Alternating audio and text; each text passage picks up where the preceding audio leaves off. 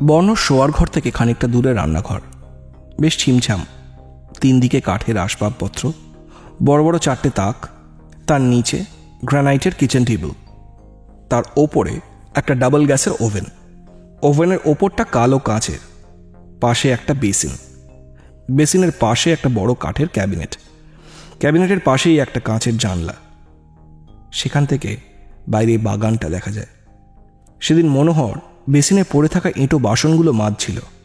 হঠাৎ একটা শব্দ শুনে ও চমকে উঠল, যেন কিছু একটা ভাঙার শব্দ হলো।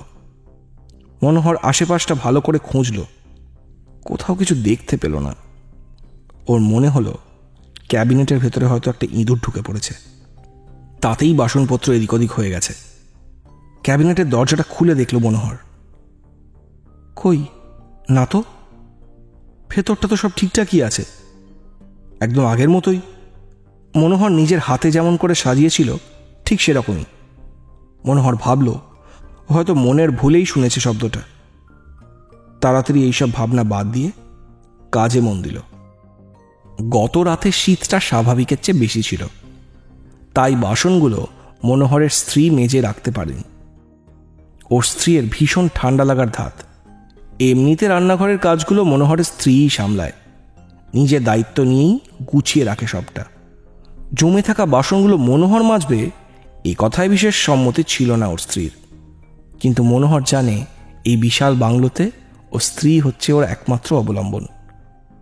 সারাদিনের কাজের পরে দুটো মনের কথা বলার একমাত্র মানুষ, তাই সেইটুকু ও আগলে রাখতে চায়।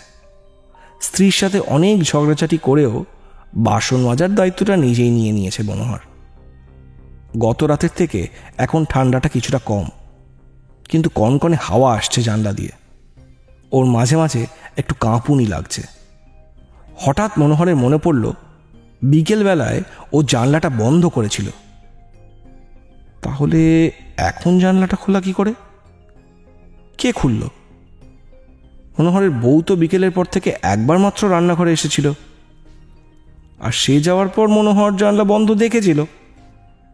তাহলে এখন জানলাটা খোলা আছে কি করে? এইসব প্রশ্ন ভিড় করতে লাগলো মনোহরের মাথায়। জানলার দিকে এগিয়ে গেল মনোহর। বাইরে ভীষণ কুয়াশা, অন্ধকার আর কুয়াশা একসাথে জমাট বেঁধে জানলার বাইরে একটা আবরণ সৃষ্টি হয়েছে। এত কুয়াশা কি রোজ হয়? মনে মনে প্রশ্ন করল মনোহর। প্রায় 10:30 বাজে। অন্যদিনও এই সময়ের মধ্যে ঘুমিয়ে পড়ে। অন্ধকারের দিকে একভাবে তাকিয়ে রইল মনোহর। হঠাৎই ওর খুব অস্বস্তি বোধ হলো। ওই গভীর অন্ধকার থেকে কি যেন একটা ওর দিকে তাকিয়ে রয়েছে। এরকম তো ওর আগে কখনো মনে হয়নি। একটা অজানা ভয় ওকে আষ্টে পৃষ্ঠে জড়িয়ে ধরল। তাড়াতাড়ি জানলাটা বন্ধ করে দিল মনোহর। এই বুড়ো চাকর জীবন অভিজ্ঞতায় সমৃদ্ধ। জোয়ান বয়সেও কলকাতায় একটা হাউজিংয়ের নাইট গার্ডের কাজও করেছে। অন্ধকারের সাথে ওর মেলামেশা নতুন নয়। কই, আগে তো কখনো এত ভয় লাগেনি। একবার তো হাউজিংয়ে কাজ করার সময় একটা অদ্ভুত ঘটনা ঘটেছিল। তখনও এরকম শীতকাল, অনেক রাত। মনোহর পাহারা দিচ্ছিল। হঠাৎ খটখট শব্দ পেয়েছিল মনোহর। ও লুকিয়ে লুকিয়ে শব্দটার উৎস খোঁজার চেষ্টা করছিল। এই ব্লকের গ্রাউন্ড ফ্লোরে সে দুজনকে দেখতে পেয়েছিল। ওরা একটা হাতুড়ি দিয়ে তালা ভাঙছিল। প্রথমে মনোহর একটু চমকে যায়। তারপর ও মনের সমস্ত সাহস সঞ্চয় করে খোঁজ করতে থাকে। এরপর এক তীব্র চিৎকার করে উঠেছিল। চিৎকার শুনে চোর দুটো মনোহরের দিকে তাকিয়েছিল। একটা লাঠি নিয়ে মনোহর এগিয়ে গেছিল ওদের দিকে। লোক দুটোর কোমরে গোঁজা ছিল ছোড়া। তবু মনোহরের আক্রমণের সামনে পালাতে পথ খুঁজে পাচ্ছিল না দুই চোর। তাদের কোমরে গোঁজা ছোড়া মনোহরের লাঠির সামনে পরাস্ত হয়ে গেছিল। তাদের পিটিয়ে ভূত ভাগিয়ে দিয়েছিল মনোহর। এইরকম সাহসী মানুষের আজ হঠাৎ অন্ধকারকে ভয় লাগলো কেন? ভয় খুব অদ্ভুত। অনেক সময় এই ভয়ের কোনো কারণ থাকে না, কিন্তু ভয় অনেক সময় সাবধান করে দেয় মানুষকে, কোনো আসন্ন বিপদের সংকেত লুকিয়ে রাখে। এসব ভাবতে ভাবতে মনোহর আবার নিজের কাজে মন দিল। কিন্তু কিছুক্ষণের মধ্যেই আবার প্রচণ্ড জোরে একটা শব্দ হলো। শব্দটা শুনে মনোহরের মনে হলো যেন গোটা ক্যাবিনেট ভর্তি সমস্ত থালা বাসন পড়ে ভেঙে গেছে। কিন্তু পিছনে ফিরতেই সে দেখল সব কিছু দিব্যি আগের মতোই রয়েছে, কিছুই বদলায়নি। শুধু জানলার একটা পাল্লা খুলে গেছে। মনোহর চমকে উঠল। এক্ষুনি তো সে ওই জানলাটা বন্ধ করেছিল, ছিটকিনি আটকে দিয়েছিল। তাহলে এটা কি করে সম্ভব? মনোহর তাড়াতাড়ি এগিয়ে গিয়ে জানলাটা বন্ধ করে দিল। মনোহর নিশ্চিত ওর ভুল হয়নি। তাড়াতাড়ি কাজ ছেড়ে নিয়ে মনোহর নিজের ঘরের দিকে রওনা হলো। এই বাংলোটা সন্ধ্যের পর থেকে কেমন যেন বদলে যায়। নিজের ঘরে ঢুকলো মনোহর।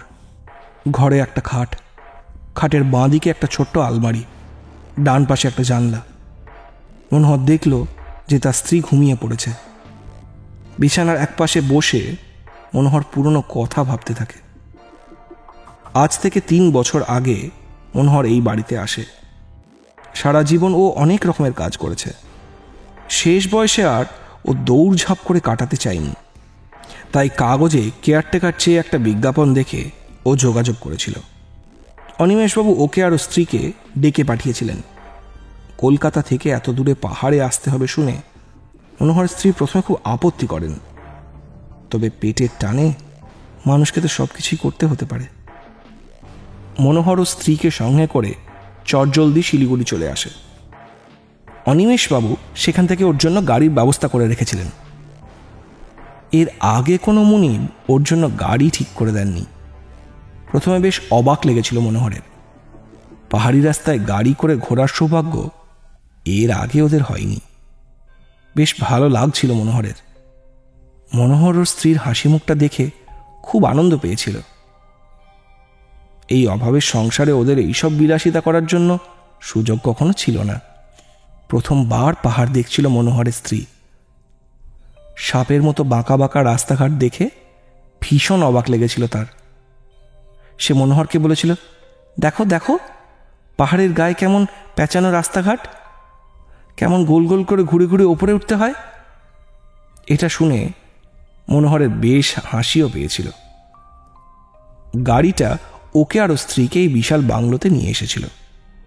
দরজা থেকে ওদের ভিতরে নিয়ে এসেছিলেন অনিমেষবাবু।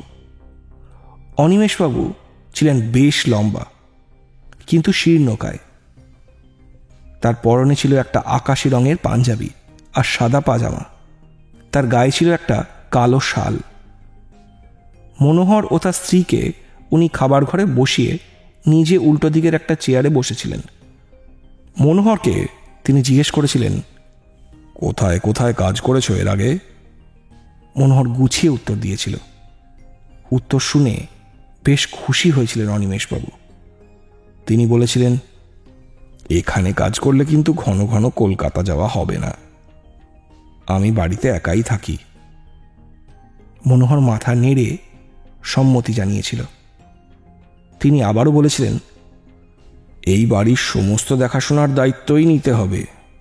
আমি সারাদিন নিজের কাজ নিয়েই ব্যস্ত থাকি।